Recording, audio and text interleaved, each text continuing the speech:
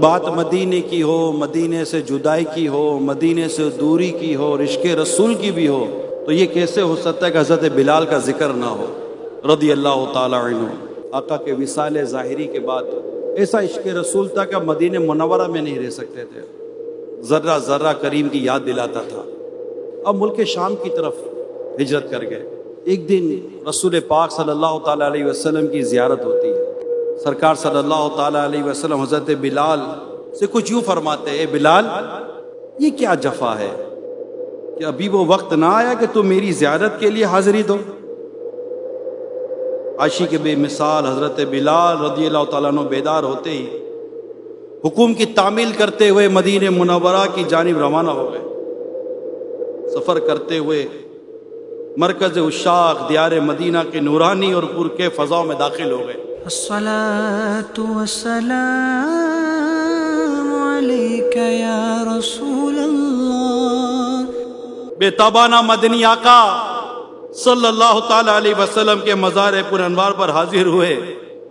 ضبط کے بندھن ٹوٹ گئے۔ آنکھوں سے آنسو کا تار بند گیا۔ اپنا چہرہ مزار پاک کی مبارک خاک پر مس کرنے لگے۔ حضرت سیدنا بلال کی آمد کی خبر سن کر گلشن رسالت کے دونوں مہکتے پھول سیدنا امام حسن اور امام حسین رضی اللہ تعالی عنہما تشریف لے آئے۔ حضرت بلال نے بے ساختہ دونوں شہزادوں کو اپنے ساتھ لپٹا لیا، پیار کرنے لگے۔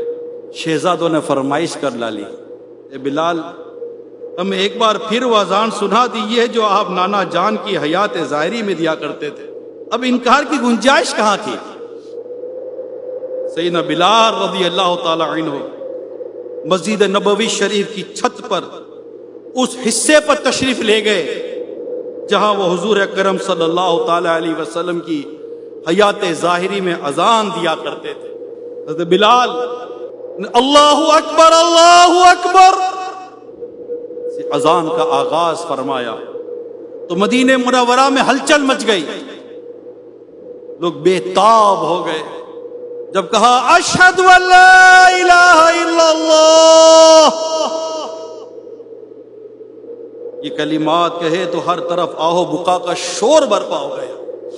پھر جب اس لفظ پر پہنچے اشہد ان محمد رسول اللہ، تو لوگ بے تابان ایک دوسرے سے پوچھنے لگے، کیا سرکار مزار پر انوار سے باہر تشریف لے آئے ہیں؟ سرکار کے وصال ظاہری کے بعد مدینہ منورہ میں اس دن سے زیادہ کبھی گریا نہیں دیکھا گیا۔ اس واقعے کے بعد عاشق بلال تا دم حیات ایک مرتبہ مدینہ منورہ حاضر ہوتے اور اذان دیا کرتے تھے۔ یہ عشق رسول نہیں تو اور کیا ہے؟ یہ محبت رسول ہے کہ سرکار صلی اللہ تعالی علیہ وسلم کے مؤذن حضرت بلال کی اذان سن کر عاشقوں کے دل عشق رسول میں مچل جاتے ہیں۔ آج کے اس پرفتن دور میں بڑی مادہ پرستی ہے، بڑا اپنا نفسہ نفسی ہے۔